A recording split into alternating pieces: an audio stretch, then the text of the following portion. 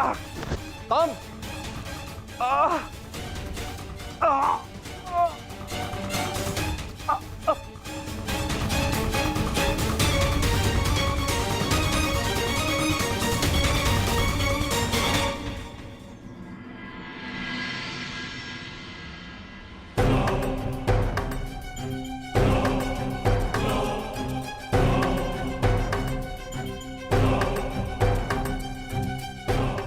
बड़ी विचित्र घटना घटी है वासुदेव।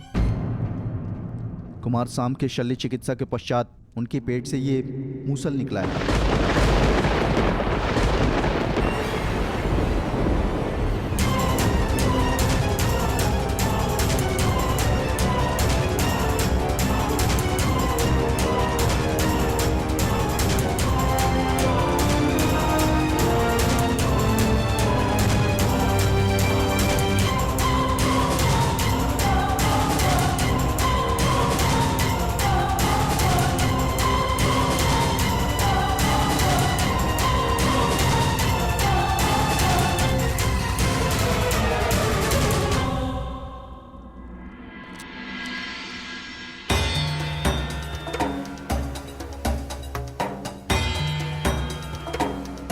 कुमार अब स्वस्थ हैं बलभद्र।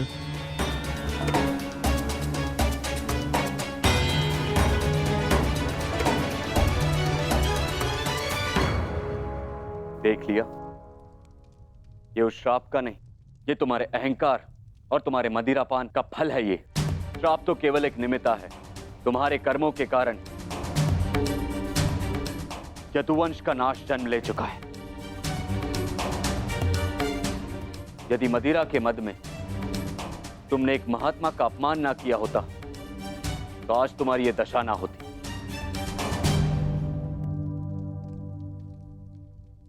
अब कुछ नहीं हो सकता था।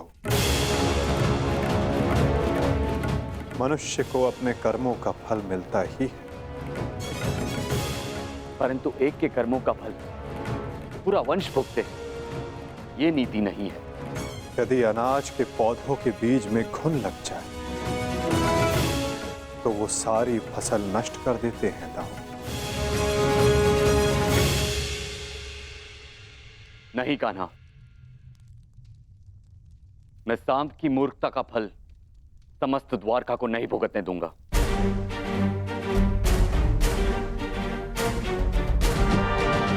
आप इस मूसल का क्या करेंगे दाऊ? श्राप था कि मदिरा पान के कारण द्वारका का नाश होगा। मैं आज ये घोषणा करता हूं कि समस्त द्वारका में किसी भी प्रकार का मद्य का उत्पादन, सेवन या बिक्री वर्जित है।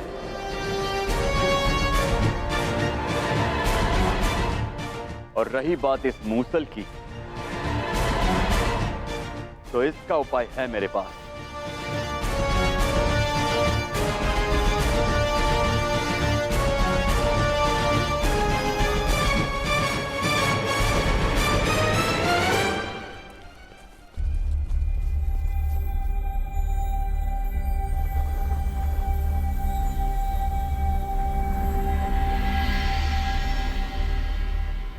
आपके आदेशानुसार मूसल की भस्म बना दी गई है बालभद्र। इसे द्वारका के समुद्र तट पे बहा दो।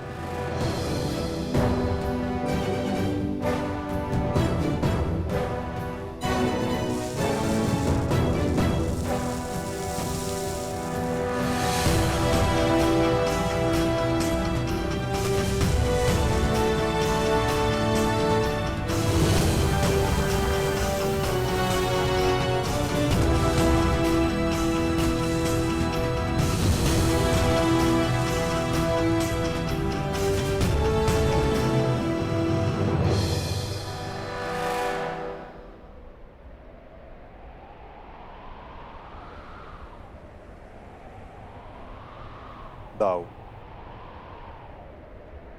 हमारे कर्म ही हमारी नियति निर्धारित करते हैं, केवल सांब के कर्म ही नहीं। कुछ श्राप हैं।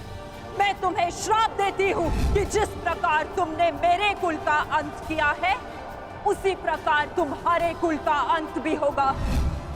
और कुछ पाप भी जो द्वारिका की नियति बनाएंगे। चक्रवात से घर के धराशायी होने का भय हमेशा रहता है कृष्णा। इसका अर्थ ये नहीं कि मनुष्य अपने घर की नींव सुदृढ़ ना करे।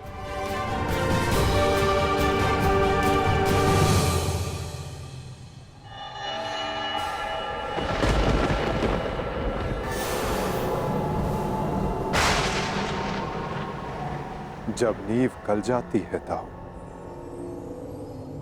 तो भवन का धराशायी हो जाना निश्चित होता है।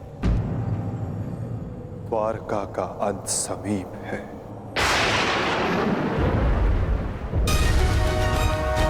नहीं कान्हा, मेरे रहते हुए ऐसा नहीं होगा।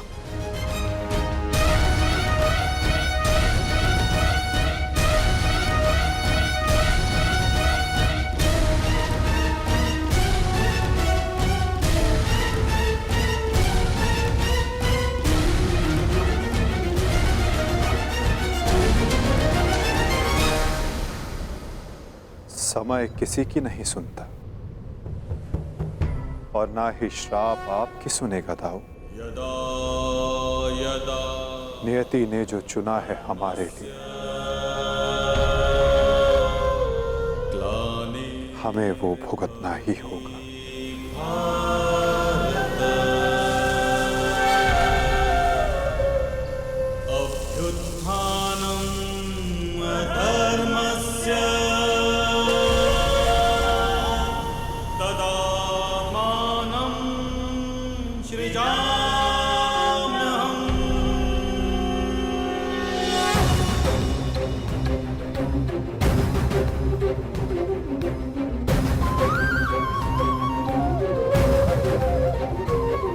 हर एक सरकंडे में एक आहुति छिपी है दाऊ।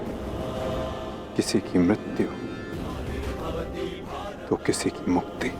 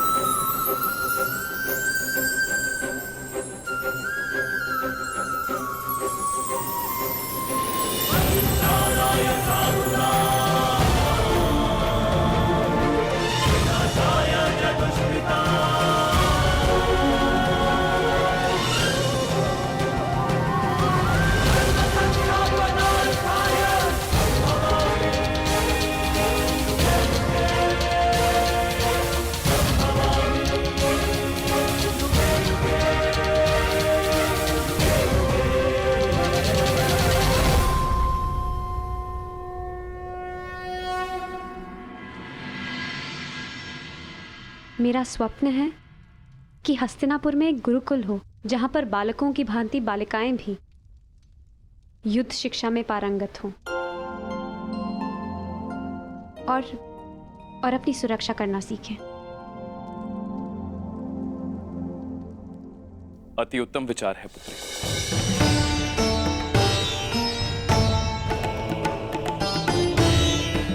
प्रणिपात, प्रणिपात, प्रणिपात।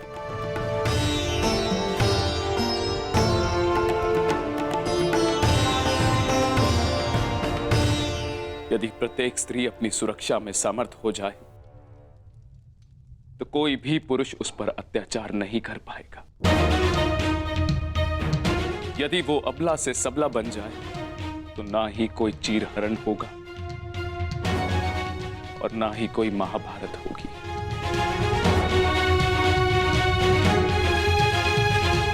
ज्येष्ठ पिताश्री, आपने स्मरण किया?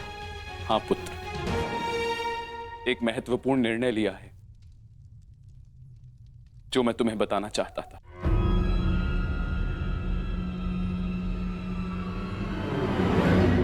गांधारी,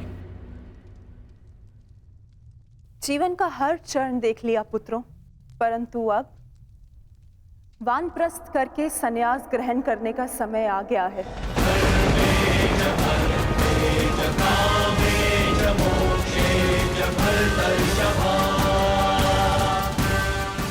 हाँ पुत्र, युधिष्ठिर जी और मुझे विदा ले लेके आ गया थे।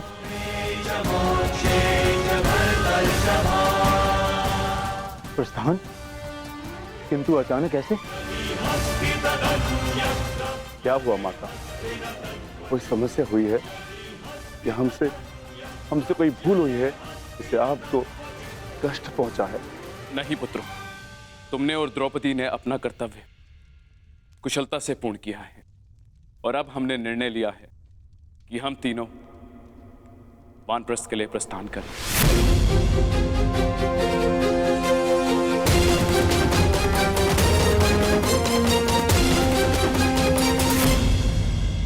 कि हम तीनों वानप्रस्थ के लिए प्रस्थान करें।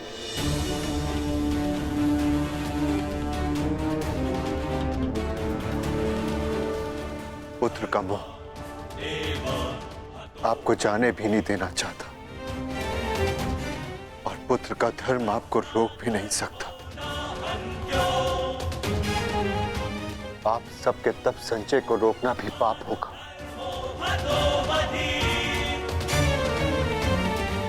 आदेश दीजिए ज्येष्ठ पिताश्री, व्यवस्था हो जाएगी। पुत्र, मुझे तुम पर गर्व है।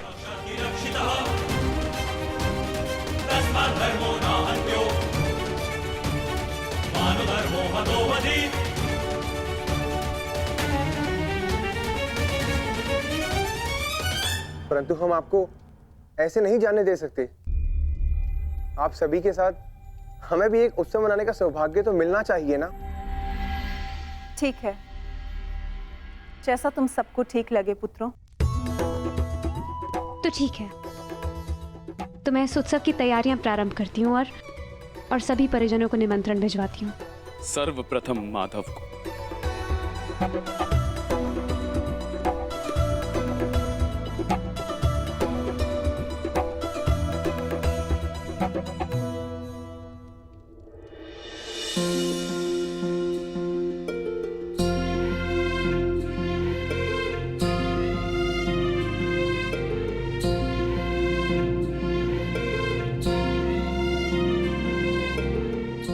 सखी ने निमंत्रण दिया है, स्वीकार करना ही पड़ेगा।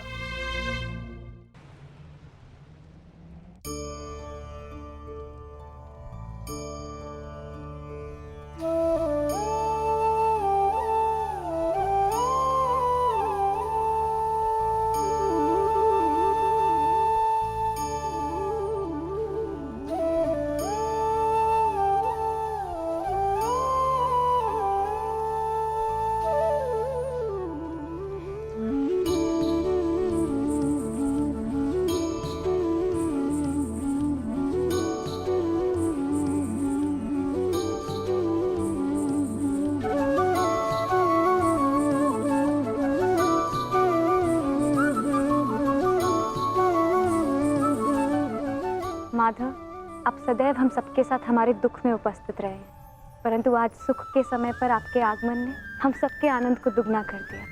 मेरी सखी मुझे निमंत्रण दे और मैं ना आऊं?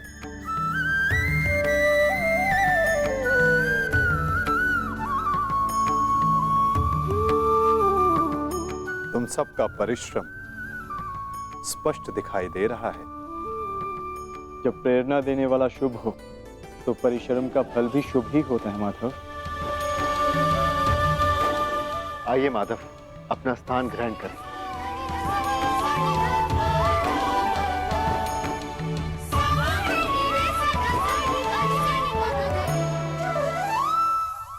सांब के साथ जो हुआ, हमें उसका समाचार मिला माधव। हमें उसका खेद है। कुमार साम के शल्य चिकित्सा के पश्चात उनके पेट से ये मूसल निकला है। समय का चक्र और नियति को कोई नहीं रोक सकता धर्मराज।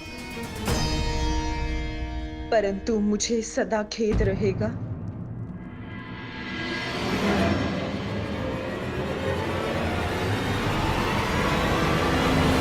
ये नियति मेरे ही श्राप के कारण आई है वासुदेव।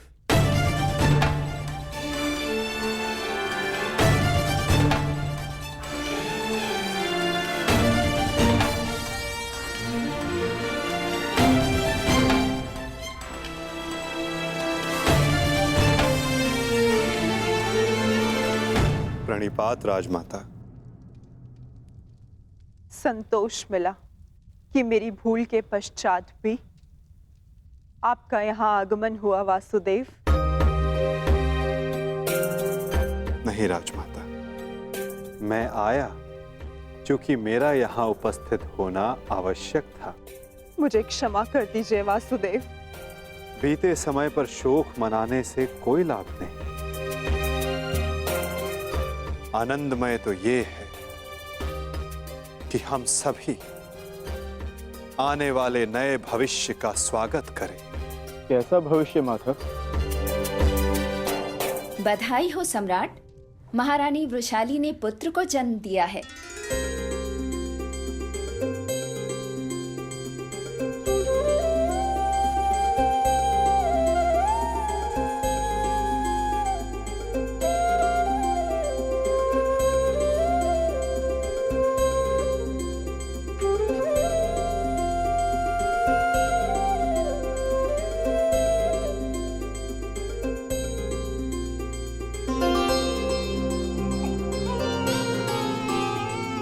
इसकी आंखों में इसके पिता की भांति तेज। कल्याण हो। बुआ श्री, इस बालक का नामकरण कीजिए।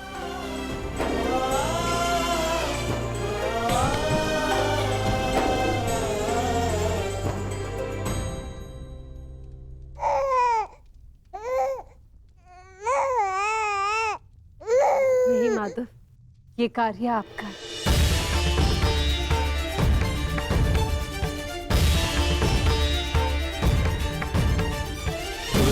क्षमा शमोस्तेयम् शौचमिन्द्रिय निग्रहा। क्षमा शमोस्तेयम् शौचमिन्द्रिय निग्रहा।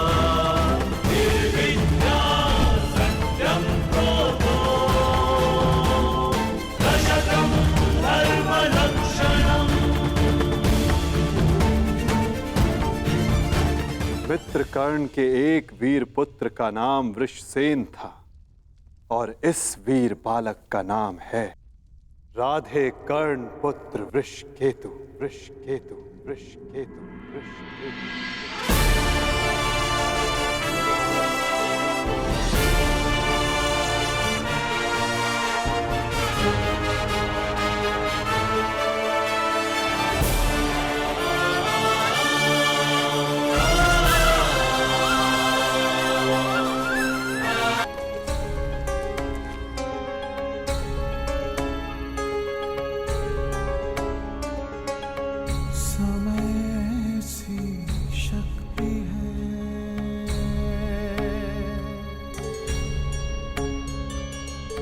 सभी समय से हारे,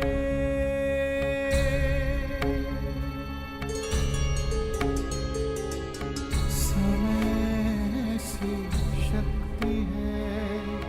सभी समय से हारे, राजा हो या रंग सभी बनते रहे बेचारे।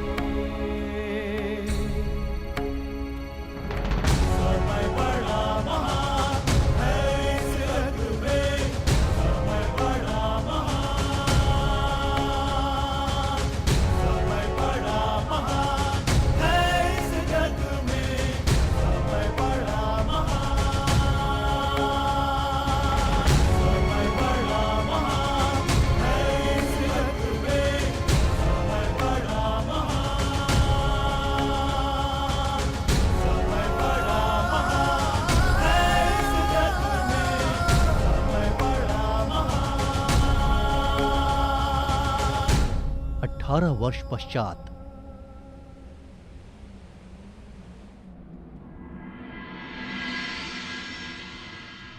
तो कुरुकुल की अगली पीढ़ी अपना प्रशिक्षण पूर्ण कर चुकी है धर्मराज।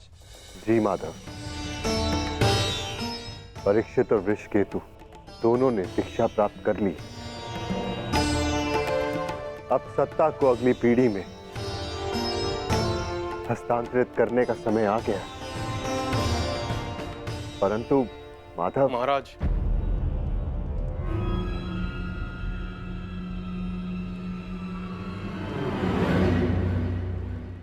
कहो। एक दुखद समाचार है महाराज।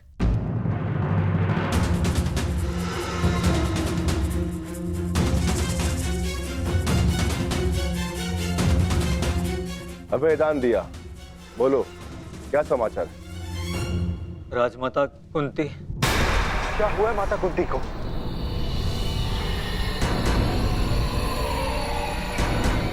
वो कुशल तो है ना? जिस वन में राजमाता कुंती, महाराज धृतराष्ट्र और महारानी गांधारी निवास कर रहे थे, वहाँ भयंकर अग्निकांड हुआ है।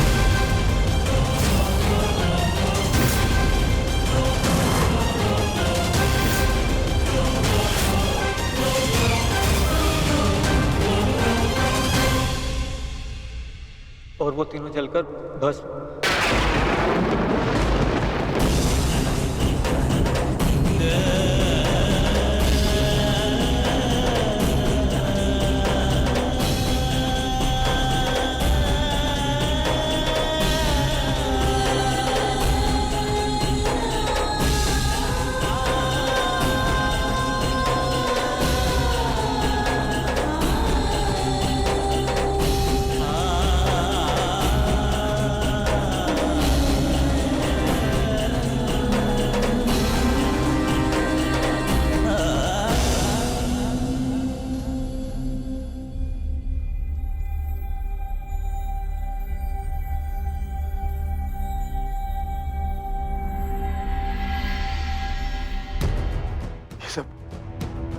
ये सब क्या हो गया माधव? अचानक इस बात क्या हो गया?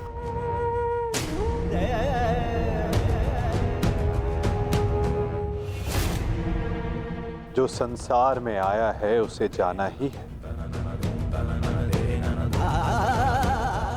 महत्वपूर्ण ये है कि वो अपने जीवन से क्या लेकर गए और इस संसार को क्या देकर गए।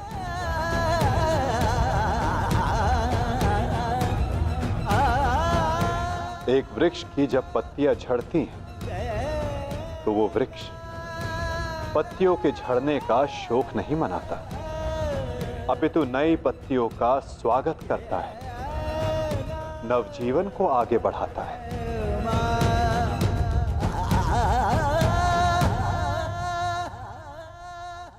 आप सब स्वयं को संभालिए।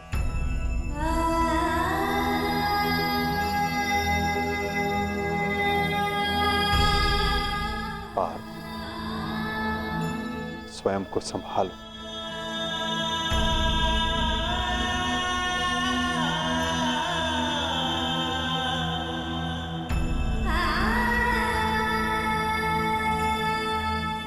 धर्मराज, आपने अपना हर कर्तव्य, हर उत्तरदायित्व कुशलतापूर्वक पूर्ण किया है और परिवर्तन का जो वचन आपने दिया था उसे भी पूर्ण किया। और अब ये समय दुख मनाने का नहीं, अपितु अपना उत्तरदायित्व पूर्ण करने का है धर्मराज।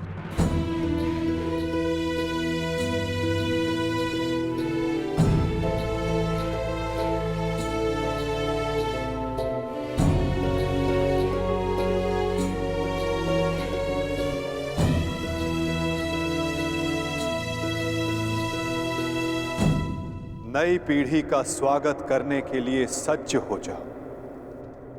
समय आ गया है कि हस्तिनापुर के नए युवराज को प्रजा के समक्ष प्रस्तुत किया जाए।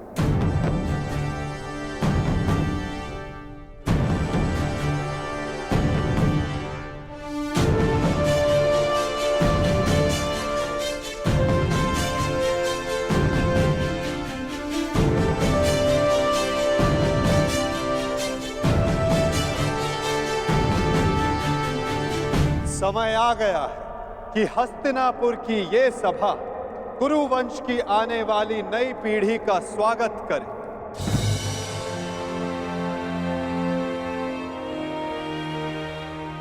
हस्तिनापुर के 2 महारथी, 2 युवराज।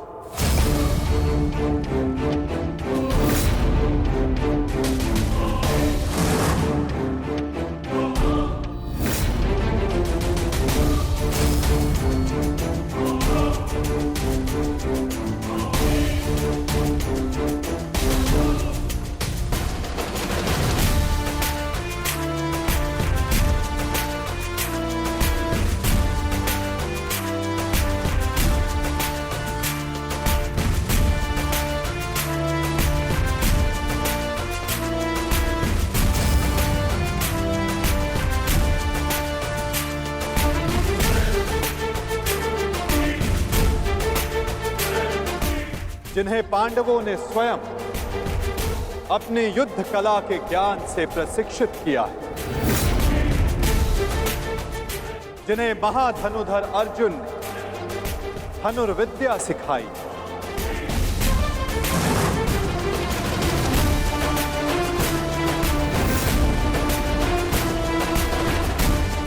जिन्हें महाबली भीम शक्ति और गदा युद्ध में पारंगत किया, जिन्हें नकुल सहदेव ने खड़ग युद्ध में प्रशिक्षित किया, जिन भावी सम्राटों को धर्मराज युधिष्ठिर ने भाले के प्रहार के साथ साथ धर्म के ज्ञान का आधार भी दिया है।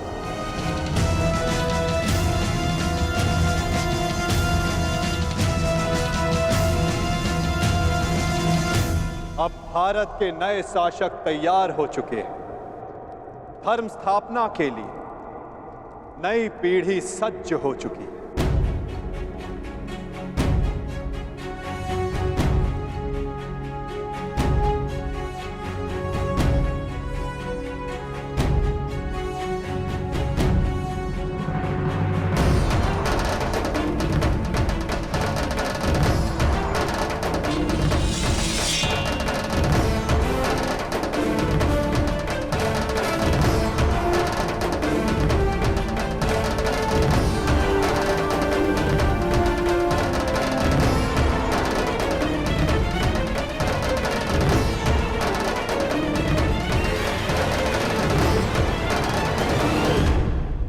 तो स्वागत कीजिए अभिमन्यु पुत्र अर्जुन पौत्र युवराज परीक्षित का।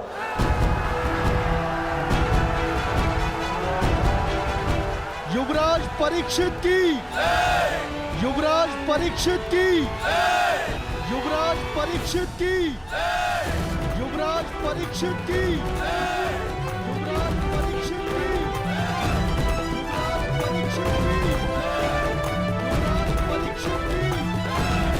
युवराज परीक्षित की।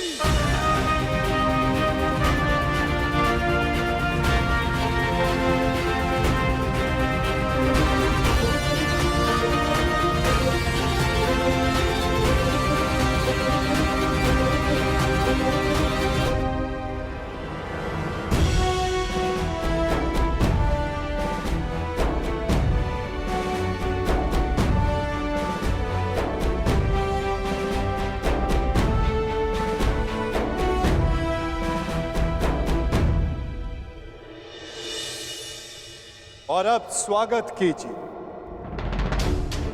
राधे कर्ण पुत्र युवराज वृषकेतु का।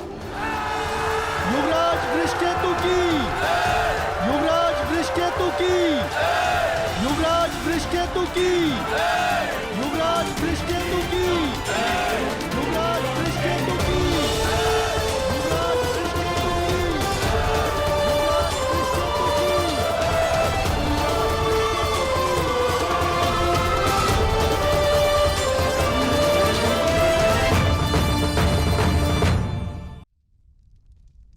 और अब स्वागत कीजिए राधे कर्ण पुत्र युवराज वृषकेतु का।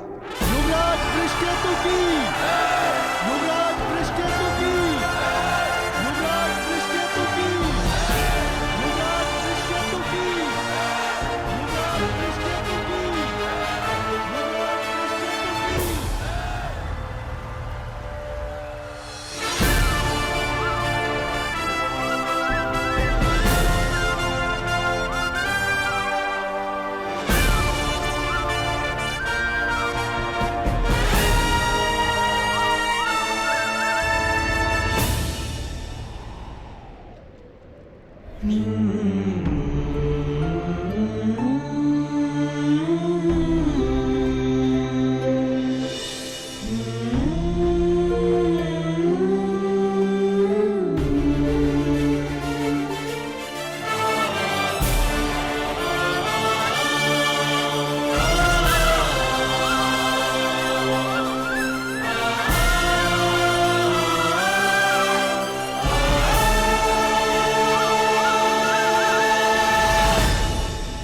इन्होंने अपना कर्तव्य पूर्ण किया धर्मराज। अब आप अपना कर्तव्य पूर्ण करें। एक सम्राट का कर्तव्य होता है कि वो अपने उत्तराधिकारी को निष्पक्ष होकर चुने। केवल बल ही नहीं, बुद्धि प्रवीण हो, न्याय उचित, धर्म उचित हो। और मेरा धर्म ये कहता है, न्याय और धर्म अनुसार हस्तिनापुर नरेश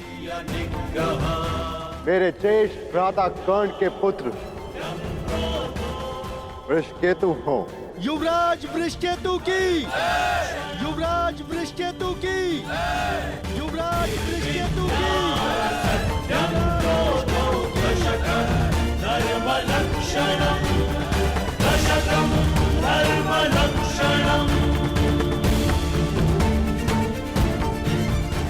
काकाश्री, मेरे लिए ये मान्य नहीं।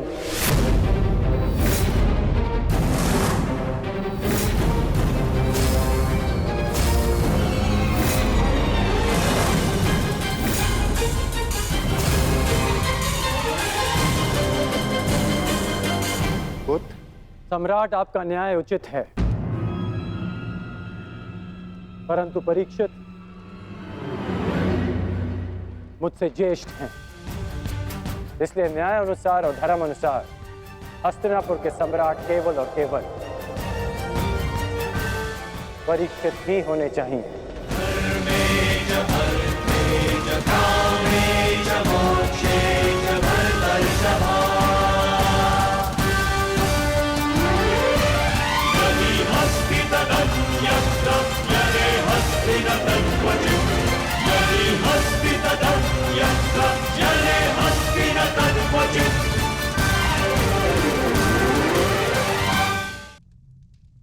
परंतु पुत्र, अद्भुत वृषकेतु, ये त्याग केवल कर्ण पुत्र ही कर सकता है।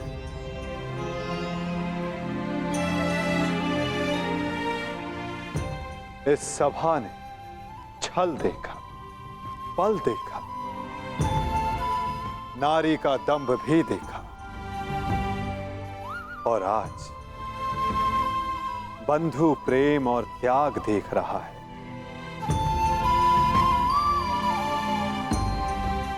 सच में परिवर्तन का जो स्वप्न अंगराज कर्ण ने वर्षों पूर्व देखा था,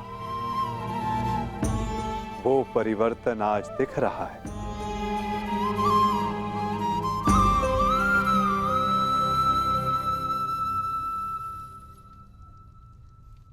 धर्मराज युधिष्ठिर को न्याय उचित घोषणा ही करनी चाहिए।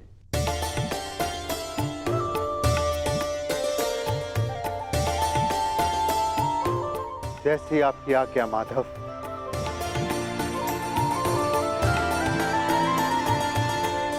युवराज परीक्षित को हस्तिनापुर का सम्राट घोषित किया जाता है। युवराज परीक्षित की, युवराज परीक्षित की, युवराज परीक्षित की, युवराज परीक्षित की, युवराज परीक्षित की। परंतु ये अपूर्ण न्याय होगा। न्याय उचित यही होगा कि अंग पर ज्येष्ठ कर्ण के पश्चात अधिकार वृषकेतु का है, और मैं वृषकेतु को अंग का नया राजा घोषित करता हूं। महाराज वृषकेतु की, महाराज वृषकेतु की, महाराज वृषकेतु की। और अंग के साथ साथ इंद्रप्रस्थ भी वृषकेतु के नियंत्रण में होगा। अंगराज वृषकेतु की, अंगराज वृषकेतु की, अंगराज वृषकेतु की।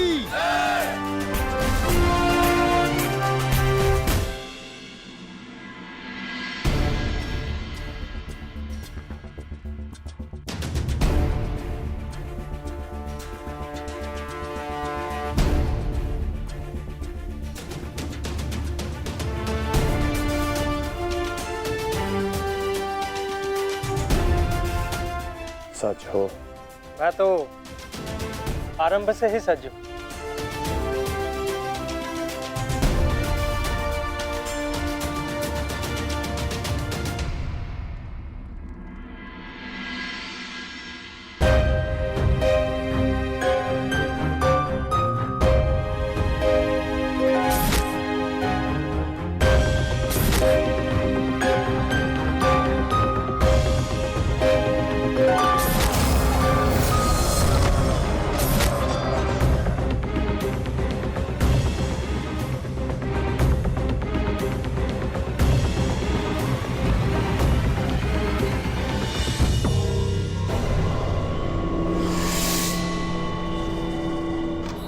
माधव, मुझे जाना होगा पार्थ।